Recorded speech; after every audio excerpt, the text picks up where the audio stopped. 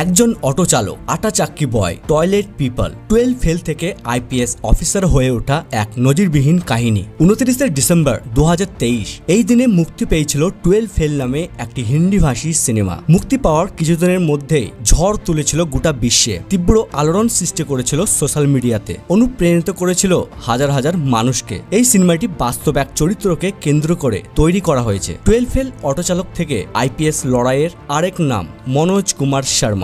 এই মানুষটির জীবন কাহিনী নিয়ে তৈরি হয়েছে 12 ফেল সিনেমাটি। আইপিএস মনোজ কুমার শর্মার জীবন সত্যি অদম্য জেদ আর লড়াইয়ের এক অন্যতম কাহিনী। তার জীবনের এই লড়াই নিয়ে লেখা হয়েছে 12 ফেল নামে একটি বইও। আইএস আইপিএস তো অনেকেই হতে থাকে। আজকে আমি আপনাদের এমন একটি আইপিএস অফিসারের কথা বলবো যেটা শুনে হয়তো আপনার জীবন পাল্টে যেতেও পারে। আইপিএস মনোজ কুমার শর্মার যাত্রা শুরু হয়েছিল 1977 সালে মধ্যপ্রদেশে মোরেনা জেলার বিলগাঁও গ্রামে। একটি গরিব পরিবারে বেড়ে ওঠেন তিনি। ছাত্র হিসেবে খুবই একটি ভালো ছিলেন তা না, এমনকি দশম শ্রেণীতে তিনি 3rd ডিভিশনে কোনো রকম পাশ করেছিলেন এবং 12-এ হিন্দি সাবজেক্ট ছাড়া বাকি সব বিষয়ে তিনি ফেল করেন। শোনা যায় পরীক্ষায় নকল করতে পারলে হয়তো এমন খারাপ রেজাল্ট হতো না। তখন মনোজের চোখে বড় কোনো স্বপ্ন ছিল না, ভেবেছিলেন কোনো রকম পাশ করে ছোটখাটো কোনো একটা চাকরি করবে, কিন্তু সেটা আর হলো না। পরিবারের কথা মাথায় রেখে এরপর তিনি ভাইয়ের সাথে অটো চালাতে শুরু করেন। মনোজের জীবনের চাকা ঘুরিয়ে দিল তার এই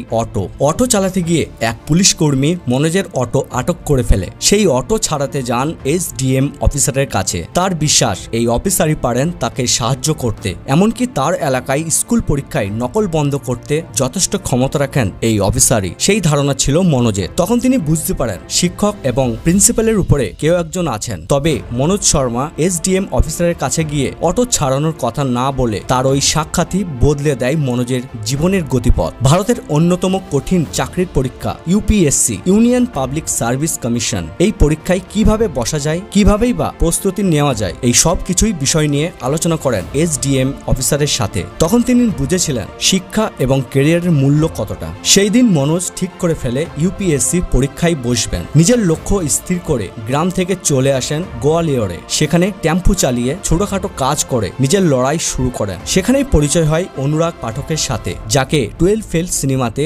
পান্ডের চরিত্রে দেখা গিয়েছে এবং 12 ফেল বইটির লেখক এই অনুরাগ পাঠকই। এই বইতে তিনি বর্ণনা করেছেন গোয়ালিয়তে এতটাই কঠিন সময়ের মধ্যে দিয়ে মনোজকে যেতে হয়েছিল, সেই সময় তার মাথার উপর ছাদটুকুও ছিল না। ফুটপাতে ভিখারিদের সাথে ঘুমাতে হয়েছে তাকে। একসময় লাইব্রেরিতে একটি পিয়নের কাজ পেয়ে যান মনোজ। তার সাথে পেয়ে যান প্রচুর বই পড়ার সুযোগ, যা তাকে এক নতুন দিশা দেখিয়েছিল। ইউপিএসসি পরীক্ষার প্রস্তুতি এবং স্বপ্নকে সত্যি করার লক্ষ্যে বন্ধু অনুরাগের হাত ধরে মনোজ গোয়ালিয়র থেকে চলে আসেন দিল্লিতে। শোনা যায় সেখানে নাকি ধনী পরিবারের কুকুরদের দেখাশোনার কাজ করতে হয়েছে তাকে। তবে হার না মেনে জীবনের লড়াই বন্ধ করেননি মনোজ। তার এই খারাপ পরিস্থিতিতে প্রতিটি পদক্ষেপে সমর্থন করেছিলেন তার প্রেমিকা শ্রদ্ধা যোশী। ইউপিএসসি পরীক্ষায় মনোজ 3বার ফেল করে হাল ছাড়েননি তিনি। শেষ পর্যন্ত চতুর্থবারে 121 র্যাঙ্ক করে তিনি বুঝিয়ে দিয়েছেন ফেল শব্দের আরেকটি অর্থ হচ্ছে শিক্ষার প্রথম ধাপ। বর্তমানে তিনি একজন